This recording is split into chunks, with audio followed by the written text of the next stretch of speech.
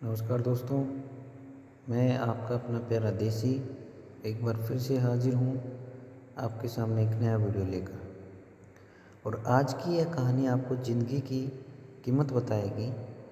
अगर आपके मन में भी इस तरीके के सवाल आते हैं कि मेरी ज़िंदगी में कोई इज्जत नहीं है, ज़िंदगी में मेरी क्या वैल्यू है, तो इस कहानी को पढ़ने के बाद आपको इसका उत्तर ज़रूर मिलेगा। तो आपका ज़्यादा वक्त ना लेते हुए इस कहानी को शुरू करता हूँ। पूरी कहानी सुनने के बाद आपको लगे कि कहानी अच्छी नहीं है तो दोस्तों कमेंट में जो आपका मन करे वो लिख देना। अब मैं शुरू करता हूँ। दोस्तों, एक बार की बात है, एक बार एक भक्त अपने आराध्य ईश्वर की प्रार्थना कर रहा था।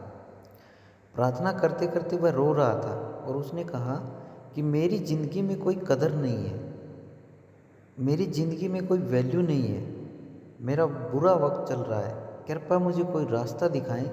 तो भगवान ने उसकी सुन ली और उसको एक पत्थर दिया, लाल चमकदार। जी हाँ, लाल चमकदार पत्थर। भगवान ने कहा कि जाओ इस पत्थर की कीमत पता करके आओ, लेकिन तुम इस पत्थर को बेच नहीं सकते।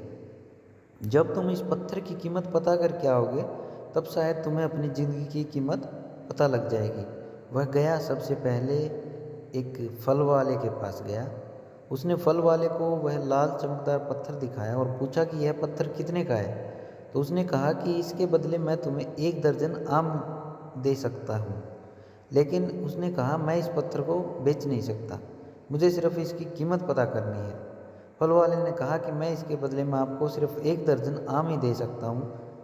आगे चला गया। आगे जाकर को एक सब्जी मंडी में पहुँचा। सब्जी मंडी के थोक विक्रेता की दुकान पर वह पहुंचा तो उसने कहा कि यह पत्थर कितने का है। उस विक्रेता ने उस पत्थर को ध्यान से देखा और कहा, इस पत्थर की एवज में मैं तुम्हें 1 बोरी आलू दे सकता। तो भक्त ने कहा, यानी कि आपकी नज़र में इस पत्थर की कीमत 1 बोरी आलू के बराबर है। सब्जी वाले ने कहा, बिल्कुल। भक्त बोला, लेकिन मैं इस पत्थर को बेच नहीं सकता क्योंकि मुझे सिर्फ इसकी कीमत पता करनी है। वह आगे चला गया। वह मार्केट में गया। अब की बार वह सुनार की दुकान में गया, यानी कि सोने चांदी की दुकान में गया। वहाँ वह आधे घंटे तक बैठा रहा। सुनार ने पूछा कि यह पत्थर तुम्हें कहाँ से मिला। तो उसने सारे जवाब दिए। सुनार ने फिर अंततः जवाब दिया कि यह पत्थर मैं 1 करोड़ रुपए में खरीद सकता हूँ, यानी कि मेरे लिए इस पत्थर की कीमत 1 करोड़ रुपए है।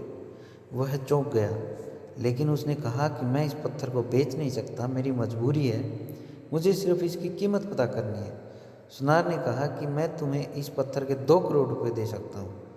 वो कहते हैं ना कि हीरे की परख जोहरी को होती है, वही बात थी। फल वाला और सब्जी वाला क्या जाने। सुनार ने आखिर कहा, तुम यह पत्थर मुझे दे दो, लेकिन भक्त ने कहा, नहीं, मैं इस पत्थर को बेच नहीं सकता।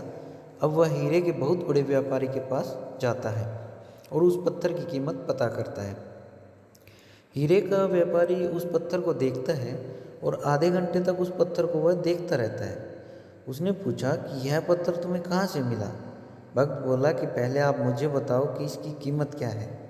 हीरे का व्यापारी कहता है कि इसकी मैं क्या कीमत बताऊं, जो बेशकीमती है, यह एक बहुत मूल्यवान रत्न है, इसकी अभी तक कोई कीमत नहीं है, इसका कोई मूल्य नहीं है। वह उस लाल चमकदार पत्थर को नमन करता है और लाल कपड़े में रखता है और वापस वही बात कहता है कि इसकी कोई कीमत नहीं है, यह बेशकीमती हीरा है। इस दुनिया में जितने भी हीरे हैं उन सब में कीमती रत्न है। अब वह वापस जाता है और वह भगवान से कहता है कि अब आप बताइए मुझे कि मेरी ज़िंदगी की क्या कीमत है।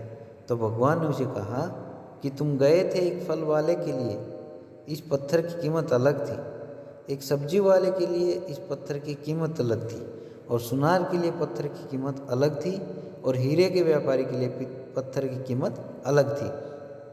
तो यही बात तुम्हारी ज़िंदगी में भी लागू होती है, यानी कि तरह तरह के लोगों के लिए तुम्हारी वैल्यू अलग अलग है।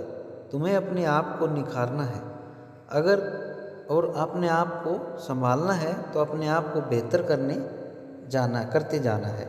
जैसे जैसे तुम हीरे को बेचने के लिए आगे बढ़े, वैसे वैसे तुम्हें खुद को संवारने के लिए आगे बढ़ते जाना है। जिस दिन तुम हीरे के व्यापारी के संपर्क में आ जाओगे उस दिन तुम्हारे अंदर का टैलेंट पहचान लिया जाएगा। उसी दिन तुम्हें वह अपॉर्चुनिटी मिल जाएगी या तुम्हें वह अवसर मिल जाएगा जिसकी तुम्हें तलाश है। तो तुम्हें हताश होने की ज़रूरत नहीं है। तुम्हारी ज़िंदगी की कीमत उसी लाल पत्थर की कीमत के बराबर है। बस यही है कि अभी तक तुम सही इंसान के संपर्क में नहीं आए हो। जिस दिन तुम सही इंसान के संपर्क में तुम आ जाओगे उस दिन तुम्हारा भाग्य चमक जाएगा। लेकिन इसके लिए तुम्हें हर दिन प्रयास करना होगा, हर दिन आगे बढ़ते रहना होगा। जिस दिन तुम रुक गए उस दिन संभावना का अंत हो जाएगा। अंततः मैं आपसे विदा लेता हूँ और मुझे पूरी उम्मीद है कि यह कहानी आपकी ज़िंदगी को बदल सकती है। दोस्तों, इस कहानी को से आपको भी काफ़ी अच्छी लर्निंग मिली होगी। लेकिन वीडियो अच्छी लगे तो लाइक ज़रूर करें और कमेंट के माध्यम से आपकी फीलिंग को साझा करें और अन्य लोगों के साथ शेयर ज़रूर करें।